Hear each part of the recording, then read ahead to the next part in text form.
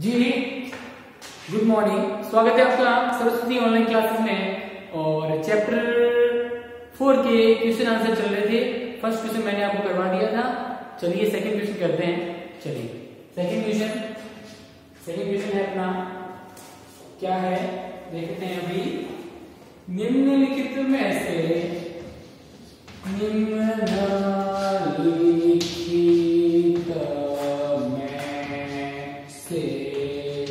कौन सा कथन सही है?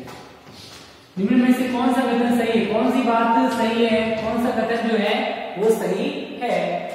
इसमें देखना, क सभी धातुएं तन्य होती है। सभी धातुएं कैसी होती हैं? तन्य। इनको तन्य का अर्थ क्या होता है? मैंने आपको बताया था तन्य। दूसरा है सभी अधातुएं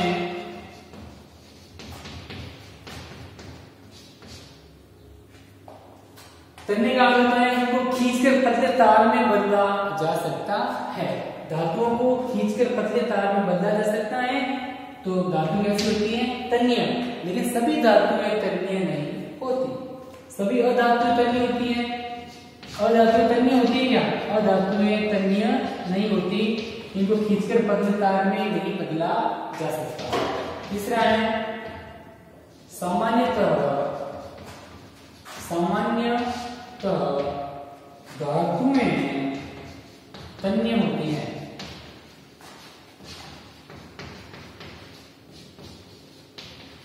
ओके। और चौथा है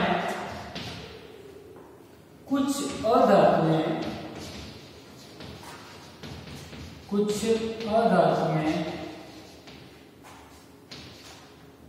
तन्य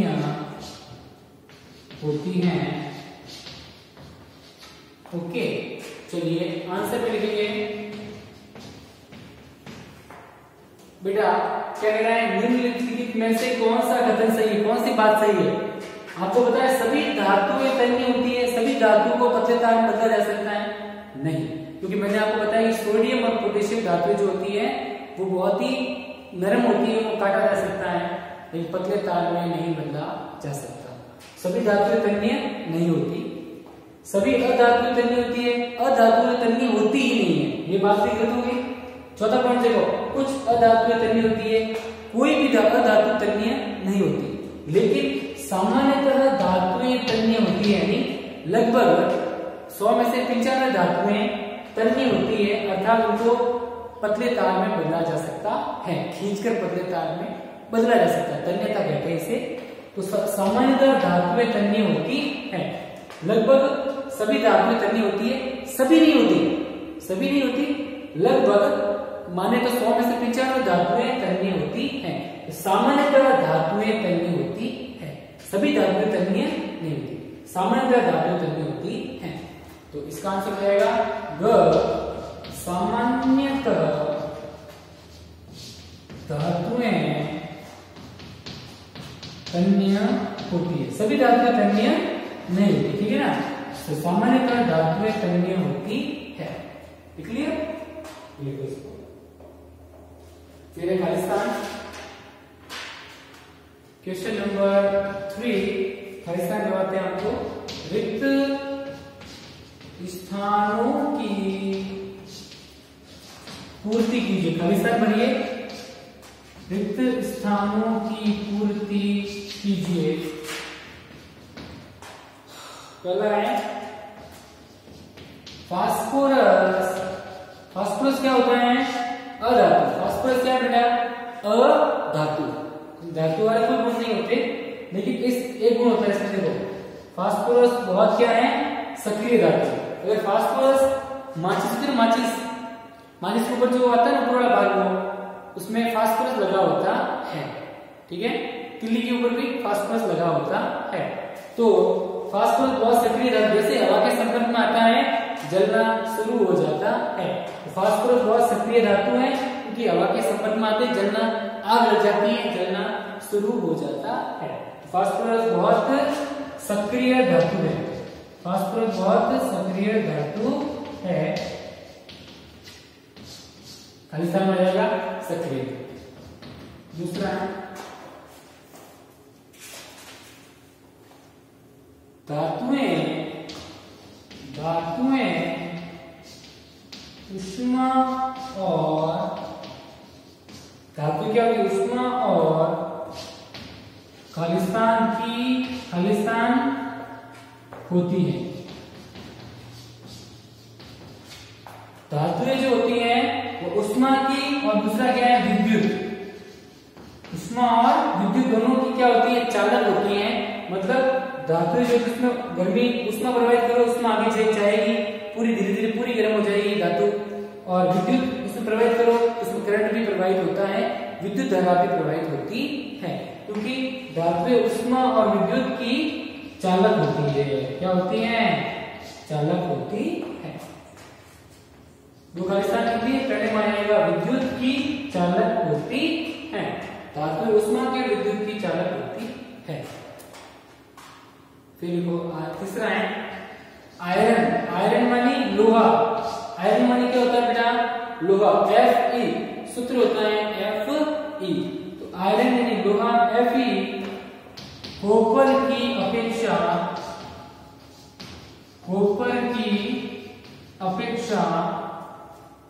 अपेक्षा जो आयरन होता है लोहा वो कॉपर से अधिक क्रियाशील होता है।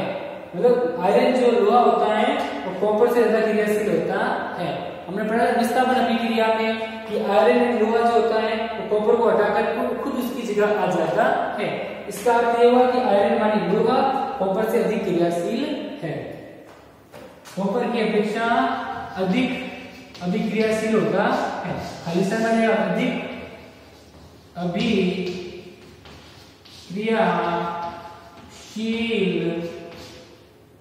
अधिक अभिक्रियाशील होता है। कौन, लोहा तांबे से अधिक क्रियाशील होता है। कॉपर मानी तांबा, आयरन मानी लोहा।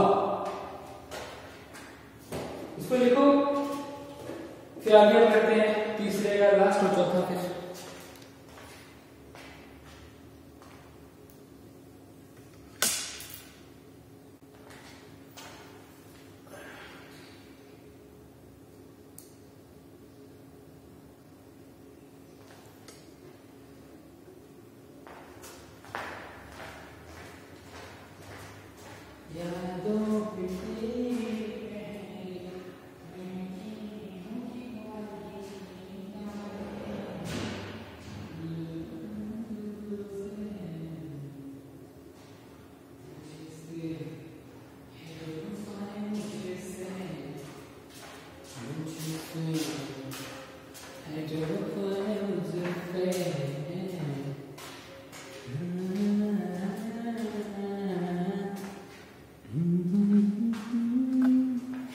चलिए भाई, कर लिया होगा आपने।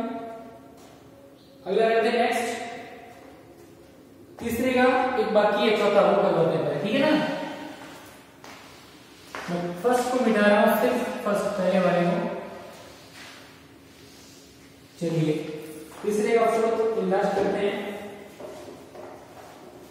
चौथा, तीसरे का चौथा, ठीक है ना। धातु जो होती है वह अम्लों से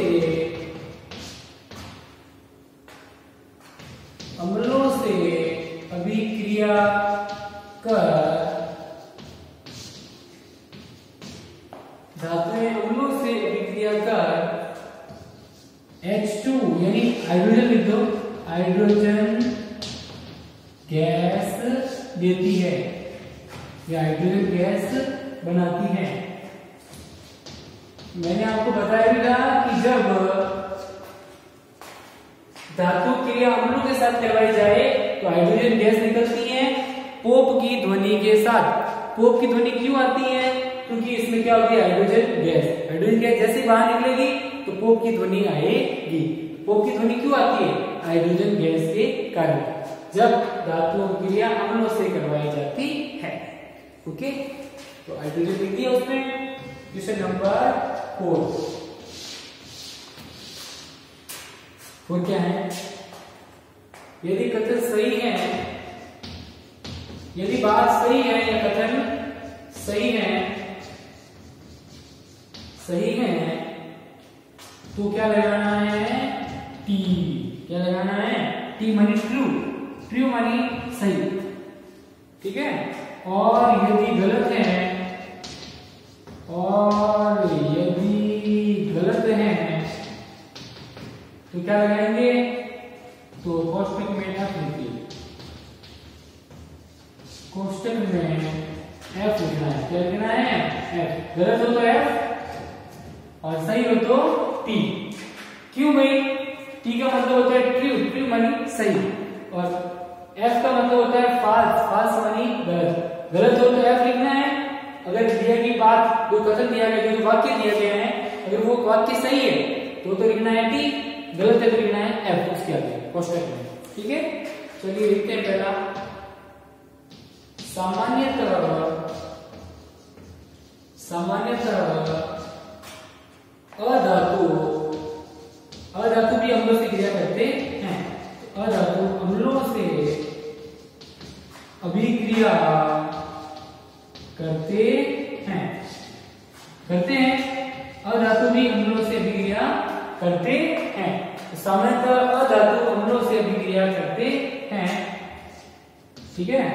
ये बात सही है, ठीक लिख दिया। फिर दूसरा है सोडियम, सोडियम यानी Na, सोडियम बहुत ही अधिक क्रियाशील धातु है, क्योंकि इसमें थोड़ा सा पानी लगने पर आग पकड़ लेता है। सोडियम बहुत अभिक्रियाशील, यानी पानी से जल्दी से, पानी थोड़ा सा पानी लगते ही सोडियम उसके पानी के साथ क्रिया करके आग उत्पन्न कर देता है। सोडियम बहुत अभिक्रियाशील धातु है। ये बात क्या है? सही। तो क्वेश्चन में क्या लिखेंगे? T, okay. तीसरी बात क्या है? कॉपर, कॉपर मानी तांबा, जिंक सल्फेट, कॉपर वो जिंक सल्फेट के विलयन से, विलयन से जिंक विस्थापित करता है। तो ये कह रहा है कि जो कॉपर है ना, कॉपर वो जिंक सल्फेट जो होता है, जिंक Zn, जिंक सल्फेट, ये कॉपर, कॉपर जिंक को हटा के इसकी जगह खुद आ जाता है। ये बात सही है क्या? नहीं, क्योंकि कॉपर क्या है? कम क्रियाशील धातु, और जिंक क्या है? अधिक क्रियाशील धातु। तो कॉपर जिंक को विस्थापित नहीं कर सकता, कॉपर जिंक को यहाँ से नहीं हटा सकता। तो कॉपर जिंक सल्फेट के विलयन से जिंक को विस्थापित करता है? नहीं कर सकता। कॉपर क्या है? कम क्रियाशील, और जिंक क्या है? अधिक क्रियाशील। ये ज्यादा पावरफुल है और ये कम पावरफुल है। ये इसको कैसे हटा सकता है? यहाँ से विस्थापित करने का मतलब उसकी जगह से हटाना, खुद बैठ जाना। कॉपर जिंक को विस्थापित, जिंक विस्थापित करता है? नहीं कर सकता। लिखना एफ, नहीं गलत, नहीं कर सकता। आगे बेटा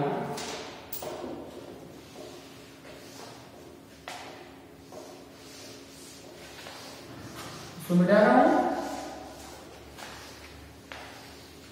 फिर चौथे का चौथा, कोयले के या कोयले को खींचकर तारों में, कोयले को खींचकर तारों में या तारें प्राप्त की जा सकती है। क्या ये बात सही है? अब हम कोयले को खींचकर उसके तार बना सकते हैं? कोयले के नहीं बना सकते। कोयले को खींचेंगे तो कोयला टूट जाएगा पूरा। तो कोयले को खींचकर तारे नहीं बनाई जाती। ये कह रहा बनाई जा सकती है, ये गलत कह रहा है ना। तो क्या आएगा? एफ, यानी फॉल्स, गलत।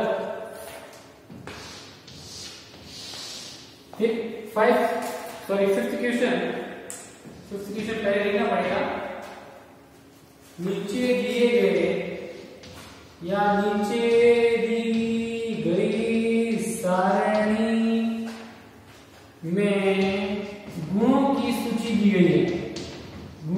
की सूची दी गई है, इन गुण दिए गए हैं, धातु और अधातु गुण क्या क्या होते हैं वो दिए गए हैं। इन गुणों के आधार पर धातु और अधातु में अंतर स्पष्ट कीजिए। इन गुणों के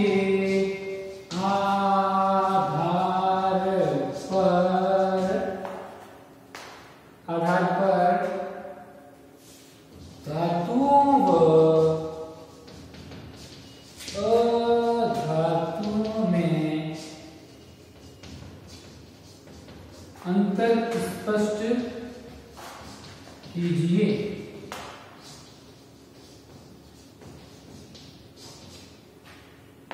अंतर स्पष्ट कीजिए। या किस तरह लिखना है? गुण,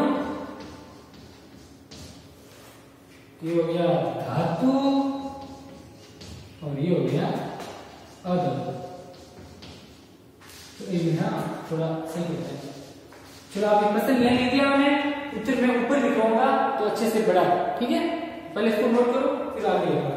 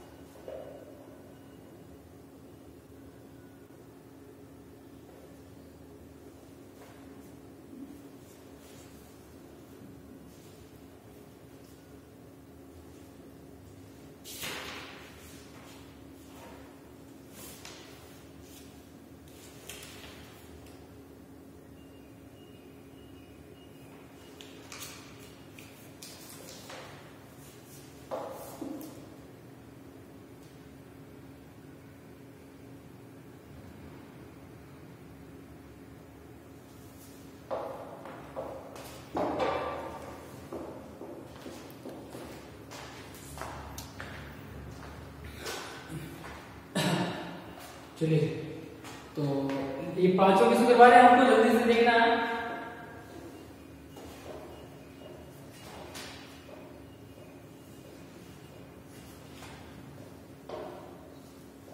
बेटा तो बेटा इसको मैं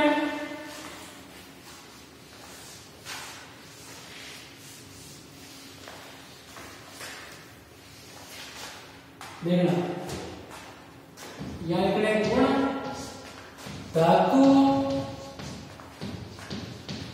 अधातु।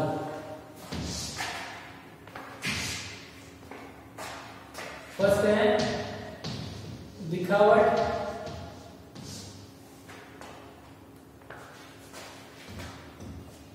सामान्यतः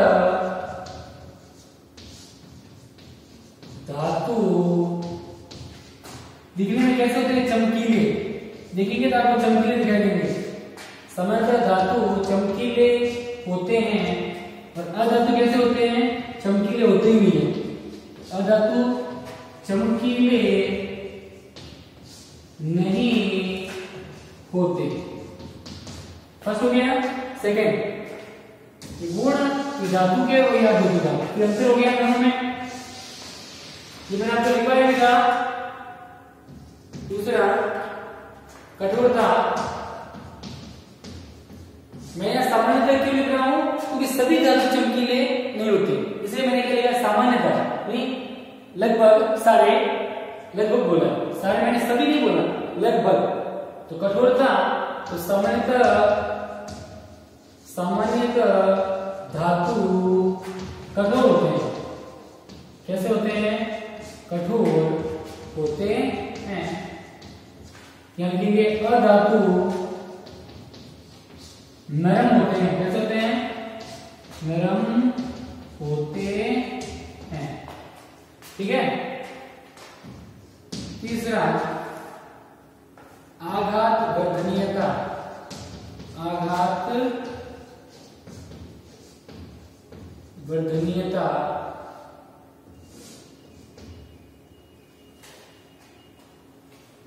अब देखो, सामान्यतः धातु आघात वर्धनीय होते हैं। कैसे होते हैं?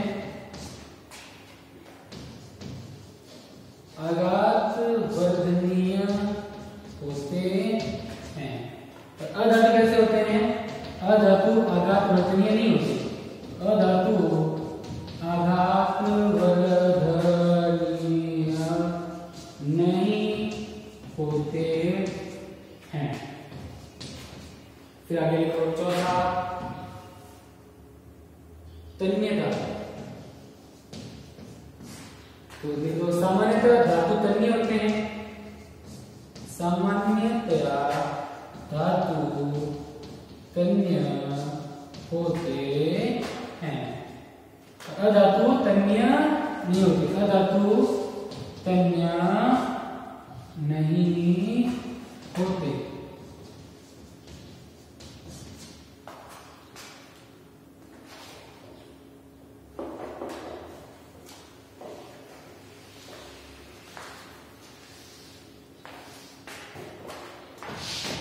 पांचवा है ऊष्माचालन। सामान्यतया धातु ऊष्मा के चालक होते हैं। क्या होते हैं? ऊष्मा के चालक होते हैं। फिर लिखो अधातु कुचालक होते हैं। अधातु चालक होते नहीं है, या धातु चालक नहीं होते हैं। आगे लिखो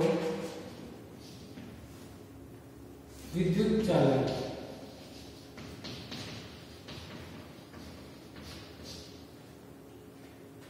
सामान्यतया धातु विद्युत के क्या होते हैं? विद्युत के चालक होते हैं। और ये क्या होते हैं? अधातु विद्युत के भी क्या होते हैं? चालक नहीं होते। विद्युत के चालक नहीं होते। ओके, ये हो गया कंप्लीट। पांचों क्वेश्चन आंसर मिल गया।